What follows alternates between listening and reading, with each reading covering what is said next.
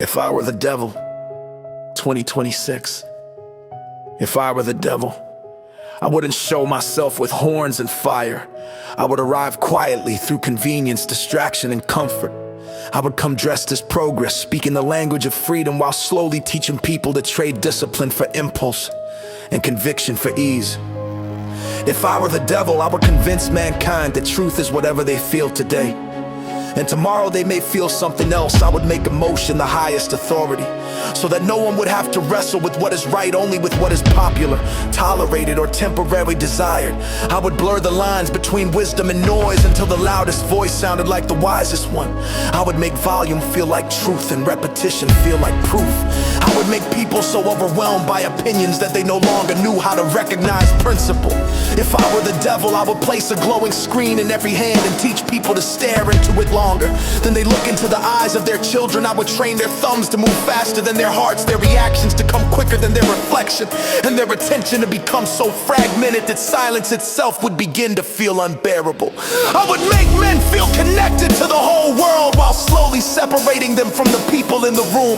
I would let them know 1,000 faces, but truly love almost none of them deeply. I would replace presence with access, intimacy with updates, and friendship with performance. If I were the devil, I wouldn't remove faith completely.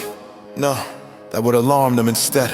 I would make faith convenient, a Sunday activity, a slogan, a decoration, a brand, something to quote, but not something to carry into suffering, into sacrifice, into obedience, or into the treatment of another human soul.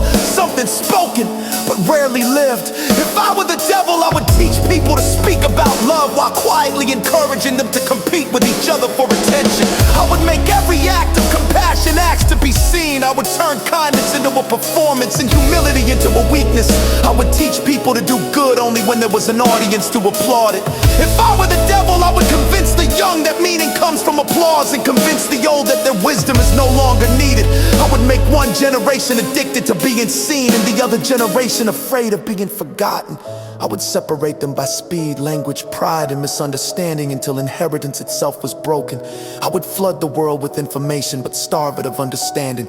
I would make knowledge abundant but discernment rare. I would let facts multiply while truth became harder to live by. I would keep people learning more and understanding less. If I were the devil, I would keep people busy arguing over symbols, politics, and labels, so they would never unite around truth. I would keep them offended, reactive, tribal, and suspicious. I would make every disagreement feel like a war and every conversation a battlefield, because a divided humanity is a powerless humanity. If I were the devil, I would not destroy the family in one dramatic blow. I would weaken it slowly. I would make fathers absent in spirit, even when present in body. I would make mothers exhausted, unsupported, and unseen. I would make children grow up entertained by everything but deeply formed by nothing. I would turn homes into buildings where people sleep, but no longer places where souls are shaped. If I were the devil, I would teach men that strength means dominance, and teach women that worth means endless validation. I would distort masculinity into hardness without tenderness, and femininity into beauty without peace. I would make both forget that their deepest power was never in control, but in alignment, sacrifice, truth, and love. If I were the devil, I would convince people that they are alone, that their suffering has no purpose, that their lives are accidents in a cold universe. I would tell them they are random, temporary, replaceable, and small, because a man who believes his life has no meaning is easy to control. A woman who forgets her sacred worth can be reshaped by any system that promise identity.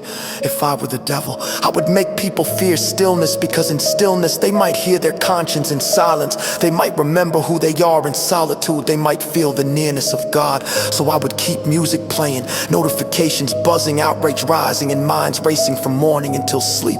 If I were the devil, I would make people medicated but never healed, stimulated but never awakened, busy but never fulfilled, surrounded but never truly known. I would offer endless escape so no one would endure the pain long enough to transform through it. But the one thing I would fear most is a man or woman who realizes the divine spark within them, one who becomes still enough to hear truth.